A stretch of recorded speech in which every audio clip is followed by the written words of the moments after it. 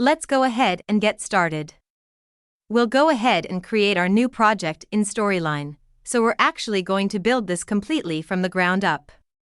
Now, a couple things real quick. I'm gonna work with storylines. Default slide size, aspect ratio, 720 by 540. That's totally fine for what we're doing. If you want to customize your project and use a different size or aspect ratio, just click the Design tab and then the Story Size button here. You can actually select either widescreen or default, and then you can also obviously customize your own. But for this example, we're just going to work exactly with what we're given. When we first started new project, so I'm going to go ahead and just drill into the slide. We're going to build this entire interaction on a single slide, and I have two background graphics that I am going to work with. One is the default background, which is the full resolution. Just the game board, the little travel image, and then I also have the blurred version of that, which I'll use when we dive into each of the questions and feedback.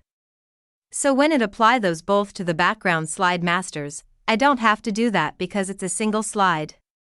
But my slide and move it to the back the bed or just freeze up and keeps my slide that much cleaner. So one of the view tab, I have two masters, I have a slide master and a feedback master. Go ahead and start with the slide master, which is going to apply that design to this current layout. So insert picture. So I'm going to insert the normal one. There we go. And I'm going to make a couple changes here real quick. First thing I want to do is just add the banner graphic here over it. My title. This is more just of a cosmetic type change here, but I just want to choose that, no outline. And then we'll just call this Travel Game. And of course, this is all fully editable. If you want to make your own graphic, you can certainly do that. I'll move that to the left. Good enough. And I'm going to copy this Ctrl-C, Ctrl-V, remove my text. And I'll bring this down the bottom. So just setting this up, and I'll kind of reuse most of this for the slide layer.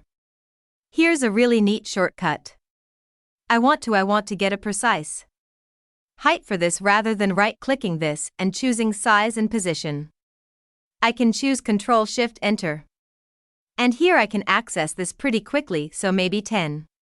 And just nudge it and bottom. Align it to the bottom of the slide. And that's all set up right there, so this is all just fine.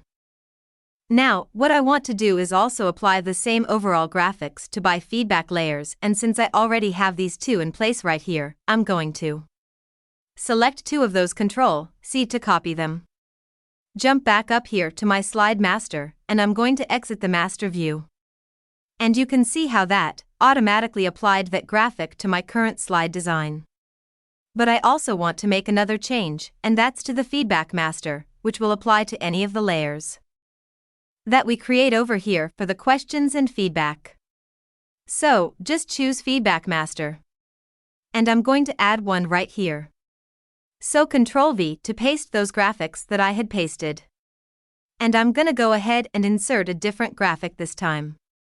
Now I also want to set up two more slide layers, one for the correct feedback and one for the aim. Correct, and we don't have any that set up yet, but I know that that's how I want this to play out. So it makes sense to add these right now.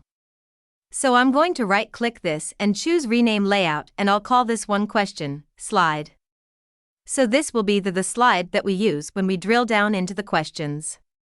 I duplicate it, and I'm going to call this one Erect. And correct it.